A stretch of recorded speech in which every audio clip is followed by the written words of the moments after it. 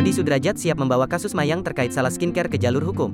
Ia tak terima wajah anaknya rusak. Niat ingin tampil cantik, Mayang justru kini pilu. Adik Vanessa Angel itu merasa telah dirugikan oleh salah satu produk skincare ternama.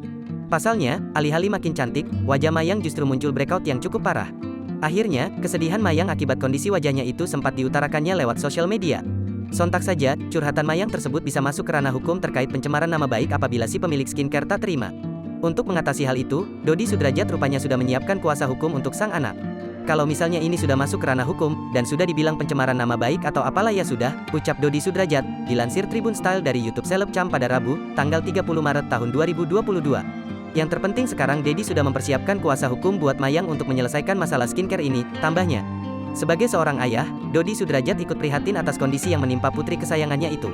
Ia juga tidak bisa menerima lantaran akibat skincare tersebut yang makin memperburuk kondisi wajah Mayang. Dedi benar-benar menyayangkan dan sangat tak terima Mayang kulitnya seperti ini gara-gara pakai skincare itu, ujarnya. Hal itu membuat besan Haji Faisal itu akan mengambil langkah